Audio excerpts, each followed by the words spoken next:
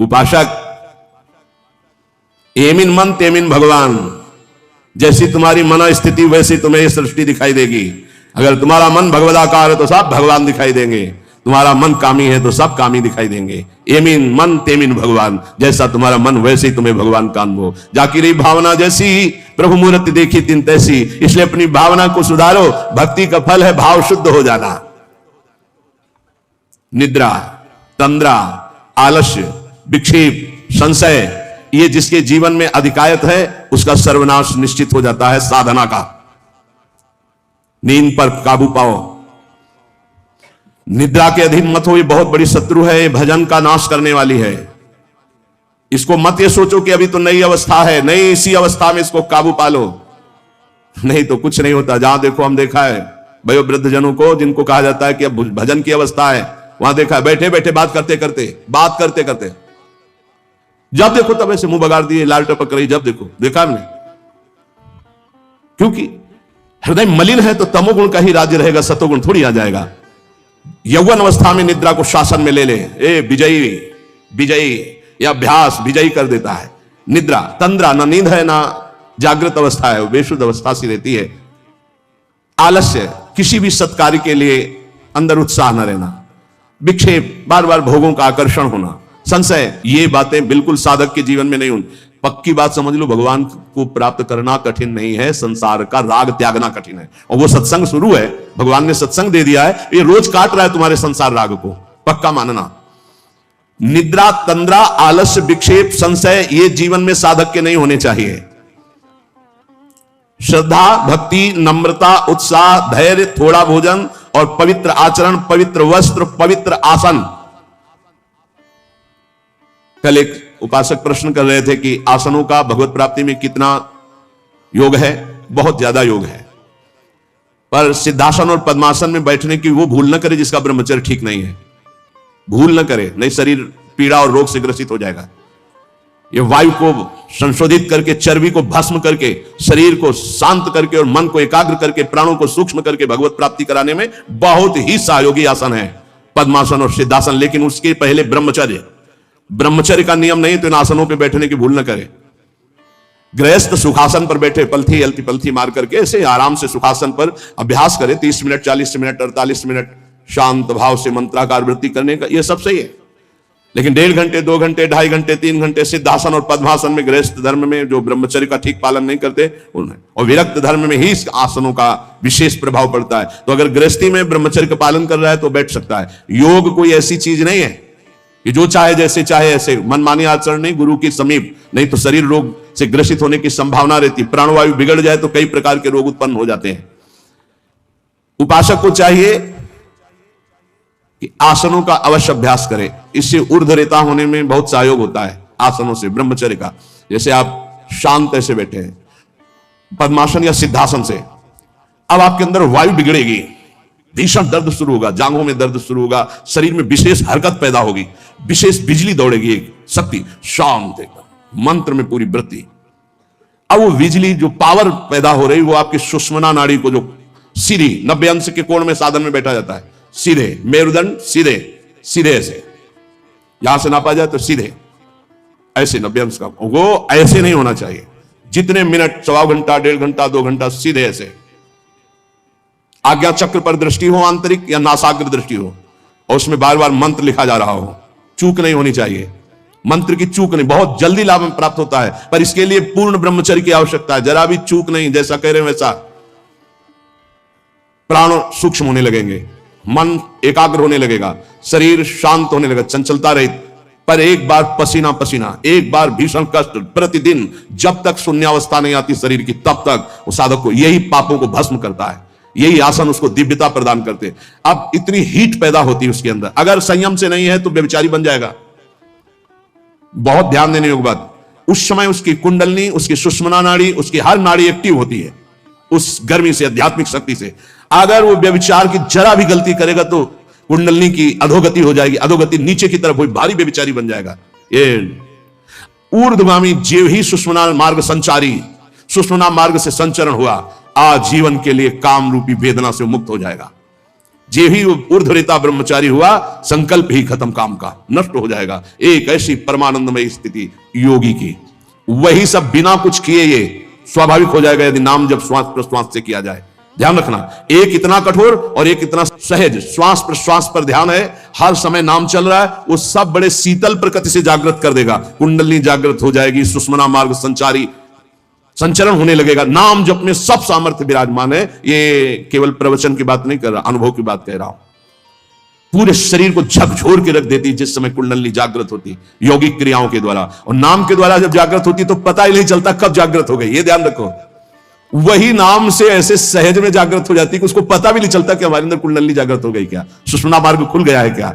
खूब नाम में प्रीति, सदाचार पूर्वक आसनों का सेवन, ये तो सदगृहस्थ भी कह सकते। 45 मिनट आप सुखासन पर बैठने का अभ्यास करें, अगर थोड़ा भी परमार्थ पे, कम से कम 24 घंटे में 2 बार आसन में बैठने का तो अभ्यास। सुखासन ऐसे पलथी मारकर, ऐसे आराम से, या अर्ध पद्मासन, एक टांग के ऊपर, बाई टांग के ऊपर दाई टांग ऐसे चढ़ा करके आराम से, ये आराम आसन है। जो वयोवृद्ध है थोड़ा कुर्सी या सोफा या जैसे भी बैठो, पर ऐसा नहीं कि 1-1 मिनट में इधर उधर, थोड़ा सा शांत बैठने की कोशिश करो। जैसे निरंतर विषयी पुरुष विषय चिंतन करता है तो उसे विषय की आसक्ति प्राप्त हो जाती है, ऐसे भक्त जब भगवान नाम चिंतन करता है तो उसे भगवान में आसक्ति प्राप्त हो जाती है। जैसे विषयी पुरुष विषय चिंतन करता है तो विषयों में आसक्ति हो जाती है, जिसमें है ही नहीं कुछ, घृणित स्थानों में आसक्ति हो जाती है। फिर सच्चिदानंद का जब चिंतन होता है तो उसमें आसक्ति हो जाए तो कैसा आनंद होगा। भगवान मेरे समीप हैं, अनुभव हो रहा है, भगवान मेरे को ऐसे 1000 हाथों से ऐसे घेरे हुए हैं, भगवान निश्चय मेरे को स्वीकार कर चुके हैं। ऐसा 3 बातें उपासक को अनुभव होने लगती हैं जिसकी शरणागति पुष्ट हो गई है। भगवान मेरे समीप हैं, देखो महापुरुषों के वचन, भगवान सहस्त्रों हाथों से मुझे घेरे हुए हैं, भगवान मुझे स्वीकार कर चुके हैं। ये 3 बातें शरणागत के अंदर आ जाती हैं। देखो आपको अनुभव होता है भगवान मेरे समीप है।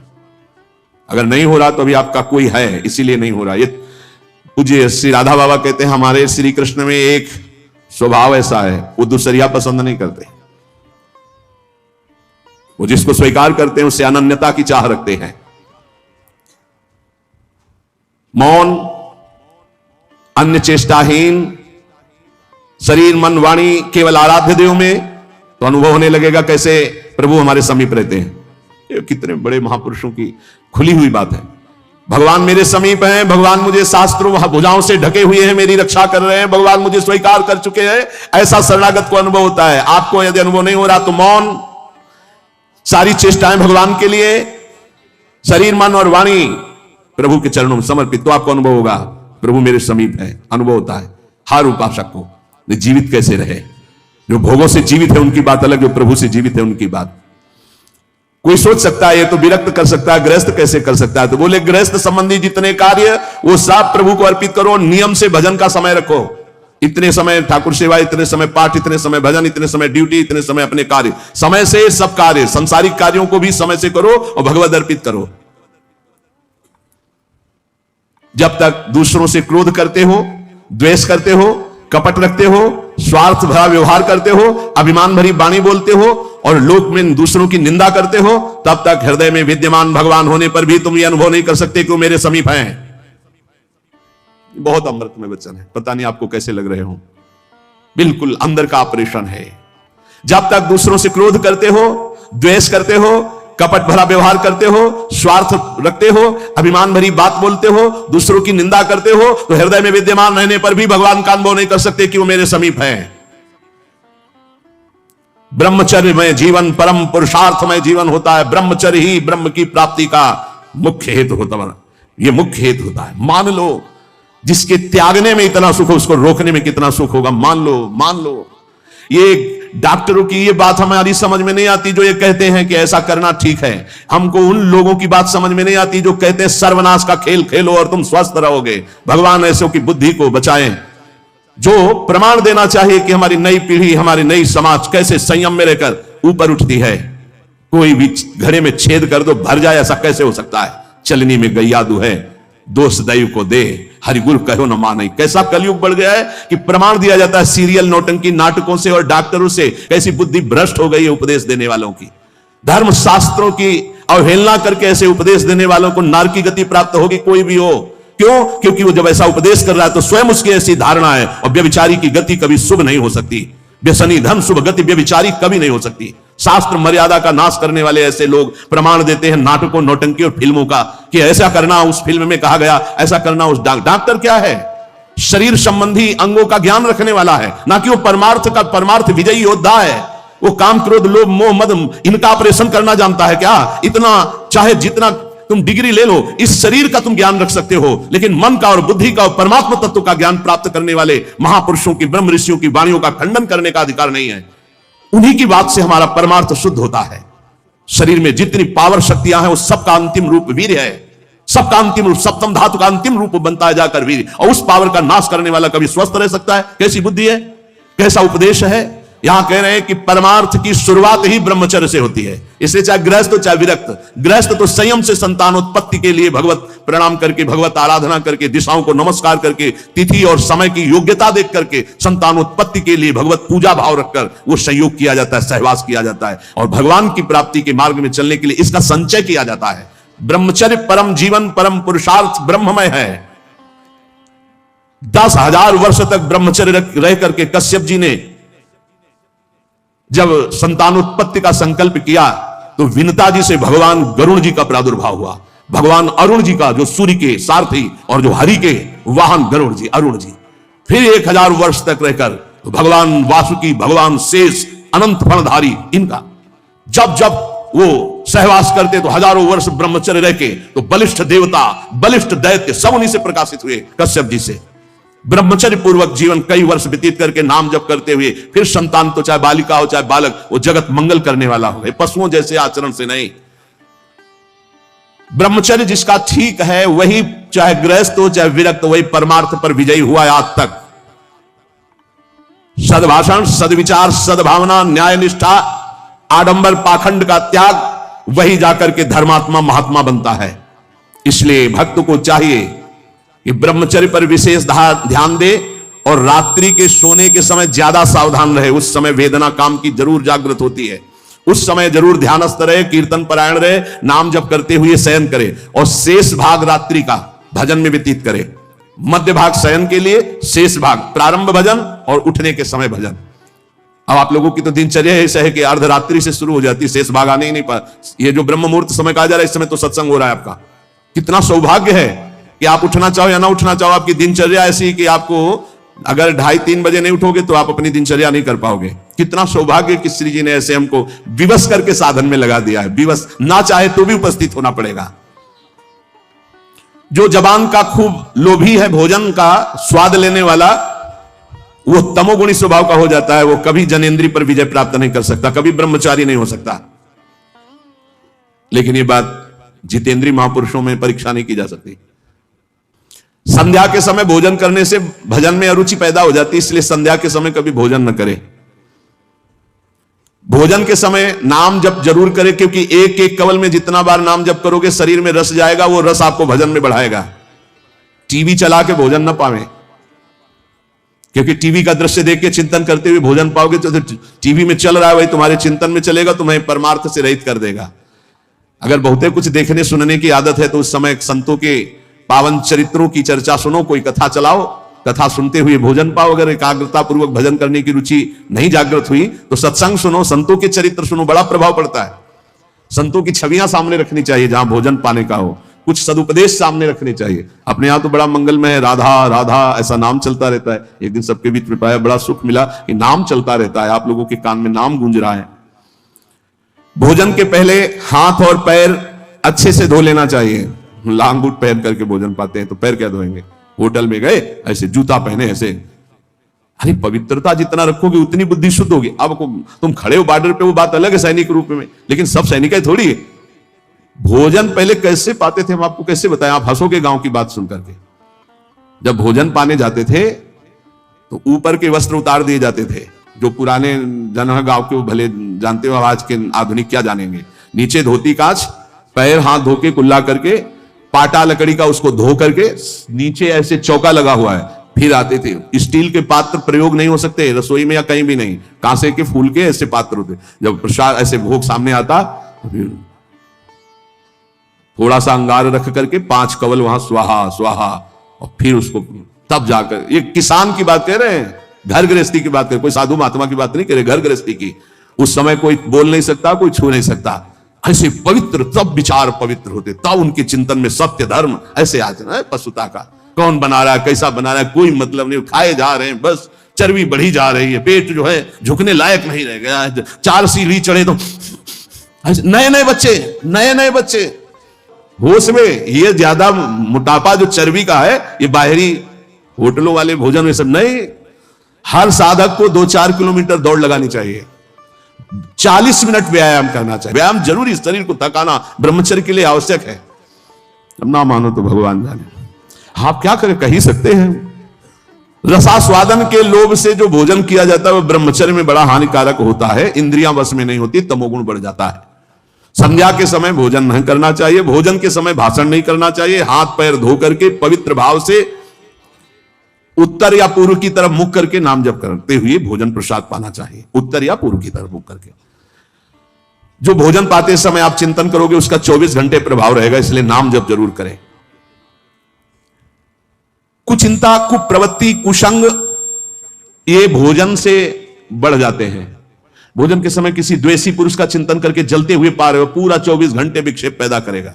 इसीलिए कहा भक्तों के चरित्र जरूर, या कोई सत्संग, या भगवान नाम कीर्तन, या ऐसे कोई भगवत भक्तों की अंदर से चिंतन वृत्ति रखते हुए भोजन के समय बहुत सावधान। भोजन 24 घंटे के लिए रक्त बनाने वाला पदार्थ जा रहा है, उस समय बहुत बढ़िया चिंतन करते हुए पाना चाहिए। जो एक दूसरे से हंसी मजाक करते हैं, जो सीरियल तमाशा नौटंकी के ऐसे देखते हैं, जो छल भरी बात करते हैं, जो दूसरों के साथ गंदे व्यवहार करते हैं, ऐसे लोगों से भक्ति करने वालों को बचना चाहिए। दूसरों की चर्चा करना भक्ति मार्ग में बहुत ही हानिकारक है, पर चर्चा किसी की नहीं होनी चाहिए, नहीं तो निंदा जरूर हो जाती है।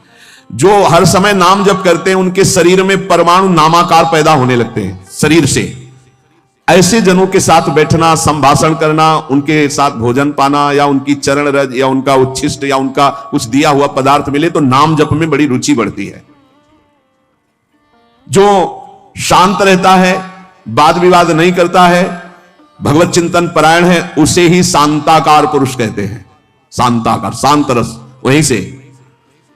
जो तीर्थों में भ्रमण करता है उसकी चित्त वृत्ति बहुत जल्दी शुद्ध होती है, पर कुभावना और पाप आचरण का त्याग करके तीर्थ भ्रमण, यह बात तुम्हारे मन में कभी नहीं आनी चाहिए कि मैं दुर्बल हूं, मैं गृहस्थ हूं, यह नहीं आनी चाहिए। जब कोई कहता मैं गृहस्थ हूं तो उसी समय कहते, ये बोलो मैं भगवान का हूं पर गृहस्थी धर्म से युक्त हूं, ये बोलो।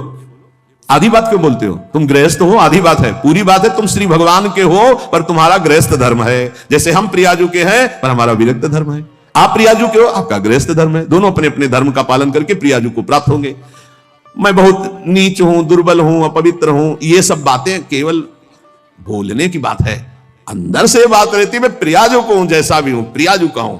ज्यादा इनका प्रभाव ना पड़ने पावे अंदर, नहीं तो फिर निरुत्साहित हो जाओगे। नहीं, जैसा भी हूं प्रियाजू का हो। ये मन की दुर्बलता भजन से हटती है, धैर्य एवं उत्साह बढ़ने लगता है जिसका नाम जब चलता है।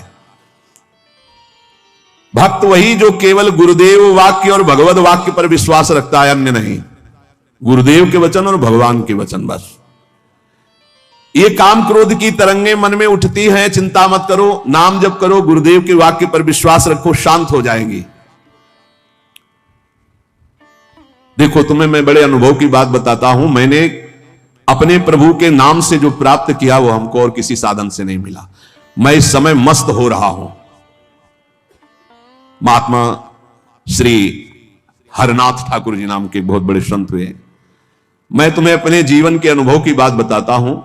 मैं इस समय बहुत मस्त हो रहा हूं नाम जप के द्वारा। कभी भी मैंने सूचि और असुचि का विचार नहीं आने दिया। सूचि माने होता है पवित्रता, असुचि माने होता है अपवित्रता। इस अपवित्र हूं कि पवित्र हूं इसका विचार नहीं आने दिया, हर समय नाम जप चलता रहा है। तुम्हें सच्ची बतावें, यहां ना कुछ पवित्र है ना अपवित्र है। देखो कैसा मन का नाटक है।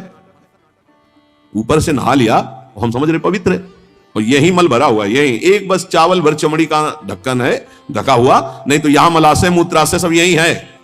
भला क्या पवित्र हो गया? ऊपर से पानी डाल, रेशम के थैले में बिष्ठा भर लो और ऊपर से उसको नहा दो तो पवित्र हो जाएगा क्या? अगर तुम्हें पता है कि इसमें बिष्ठा भरा है, छूओगे उसे और इसमें भरा है। कितना इस शरीर से प्यार करते हो, है क्या ये थैला है और कुछ नहीं है। यहां भगवान बैठे, यहां भगवान बैठे, और यही पूरा नीचे सब नरक कुंड भरा हुआ है।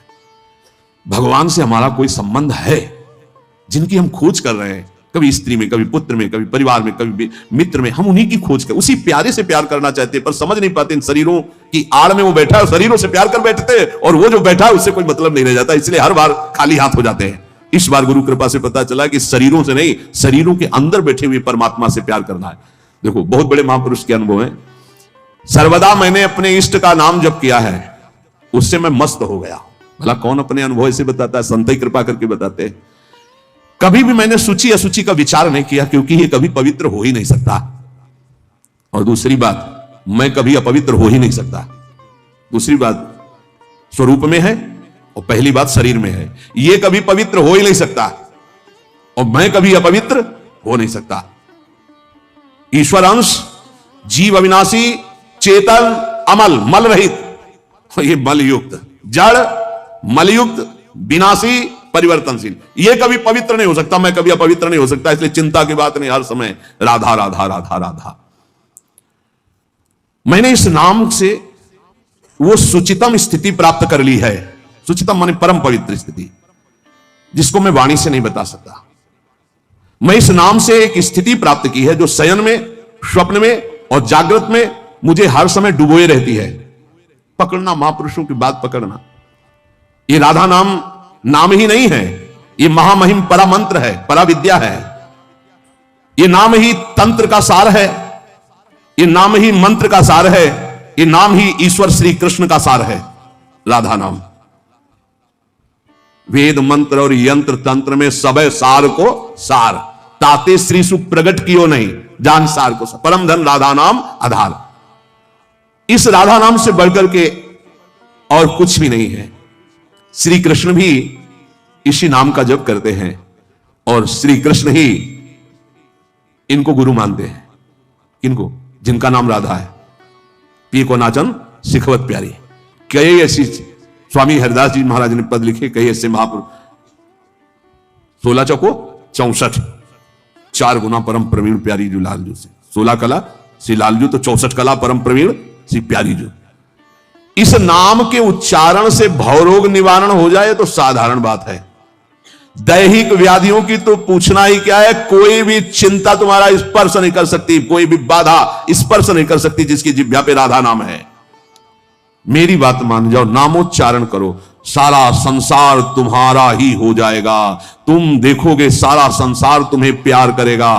तुम चिदानंद रस में मगन रहोगे, निरानंद की छाया भी नहीं छू सकती तुम्हें।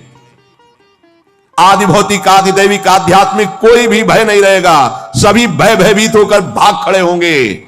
सदा के लिए तुम निर्भय और निश्चिंत हो जाओगे।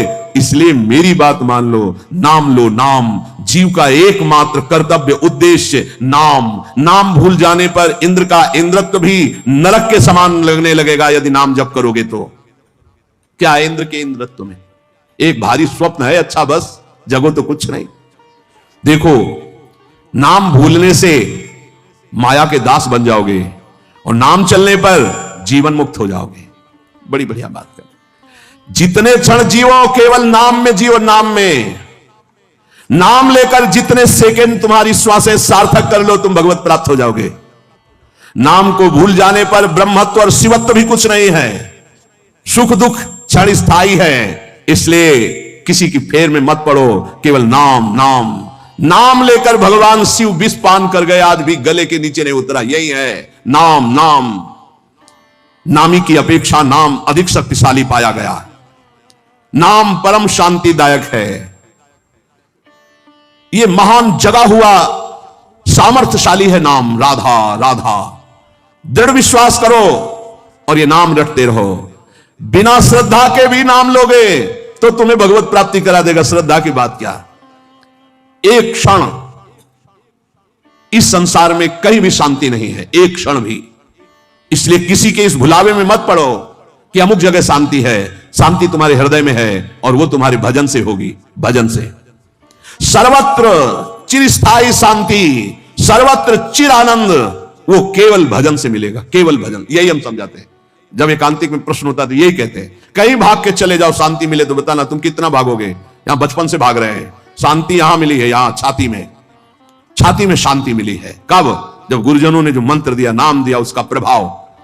तो बोले आप तो वृंदावन की महिमा वर्णन करते रहते हो, तो हमारे उर वृंदावन और ये दोनों एक हो गए तभी आनंद काल हो। नहीं तो यहां आप देख लो, अगर भजन नहीं है तो तुमको क्या दिखाई देगा। यहां बिहारी जी महाराज खड़े, बिहारी जी को देखने वाले कम मिलेंगे, आपको कम मिलेंगे। बहुत बहुत फूल देख लोगे, बहुत इधर उधर। बिहारी जी से आंख मिलाने वाला तो कोई बिरला ही होगा। जो सीधे गया उनसे आंख मिलाया, आंखों में भरा चल दिया, वो तो कोई बिरला ही होगा। जब तक तुम्हारे हृदय में नाम नहीं चल रहा, पूरी पृथ्वी में घूम जाओ, कहीं शांति नहीं मिलेगी। ये महापुरुषों के वचन है। चिरकाल तक कहीं भी तुम घूम जाओ, कहीं तुम्हें शांति नहीं मिलेगी यदि नाम जप नहीं करोगे। तब लग कुशल न जीव कहूं, सपने मन विश्राम, जब लग भजत न राम को शोक धाम। अभी समय है, अभी मृत्यु तुम्हारे ऊपर आक्रमण नहीं कर रही, इसी क्षण नाम जप कर लो, राधा राधा राधा, भगवत प्राप्ति हो जाएगी। हमारी बात को अच्छे से समझ लो, भगवत प्राप्ति कल के लिए नहीं, आज से है भगवत प्राप्ति, अभी से है। नारायण बोला पुत्र के बहाने से भगवत प्राप्ति हो गई, तुम जानबूझ के राधा बोल रहे, तुम्हें भगवत प्राप्ति नहीं होगी? अरे विश्वास करो भाई। इसलिए मैं कहता हूं हमें बहुत दिन जीने की आशा नहीं रखनी। 2 मिनट जीऊं, 2 दिन जीऊं, 2 महीने जीऊं, राधा राधा कह के जीऊं, इसी से भगवत प्राप्ति हो जाएगी। अब क्या चिंता है? मरने का भी डर नहीं। अभी मर जाऊं, राधा गए श्री जी के पास, जो जन्म जन्म मुनि जतन कराई, वो अभी काम बन जाएगा। मैं बार बार इसीलिए नाम जप की बात कहता हूं कि हमारी अंतिम श्वास नाम में जाए। दयामय प्रभु से हम यही प्रार्थना करते हैं कि हमारी बात समझ में आ जाए सबको, कि वो नाम जप करना शुरू कर दें। नाम जैसा अपना कोई मित्र नहीं है। नाम सदा के लिए हमारे जिह्वा पे विराजमान है। सुख दुख पुत्र परिवार ये सब भूल भुलैया है, कोई हमारा नहीं है, नाम हमारा है। राधा राधा राधा, नाम न भूलना। श्री कृष्ण की सारी शक्तियां इसी नाम पर विराजमान है। ये आधार है, ये बीज है स्वरूप। ये नाम विश्व का बीज है। काय मनोवाक्य से नाम को ग्रहण करो, परम कर्तव्य की पूर्ति हो जाएगी, सारे ऋणों से मुक्त हो जाओगे नाम रूपी धन से। राधा राधा राधा। ऐ मित्र, ये नाम तेरे निकट है तो ईश्वर तेरे साथ खड़ा है। मुख में हो राम नाम, राम तेरे हाथ में, बंदे तू अकेला नहीं, राम तेरे साथ में। नाम बाणी जहां श्याम श्यामा तहां। नाम जैसा कोई मित्र नहीं, कोई भी ऐसा बंधन नहीं जो नाम काट ना सके। इसलिए परम पवित्र, परम मित्र, परम स्वच्छंद कर देने वाला राधा राधा नाम। नाम को अपना परम कर्तव्य समझो, नाम को अपना निजंग बना लो। नाम प्राणों से भी अधिक प्रिय लगने लगे। ये प्राणों से अधिक प्रिय केवल नाम होना चाहिए और कुछ नहीं। श्री कृष्ण का प्राण है ये नाम। जिस पर श्री कृष्ण बहुत प्रसन्न होते हैं उसको ये नाम प्रदान करते हैं। राधा राधा लाल रंगीलो गाइए ताते प्रीति रंगीली पाइए। चाहे जितना कष्ट हो तुम नाम मत भूलना, चाहे जितना भय हो तुम नाम मत भूलना। संसार का मूल कारण परमात्मा है, परमात्मा की प्राप्ति का मूल कारण नाम है। प्रेम मूल यह नाम है, बिल्कुल अक्षरशः सत्य।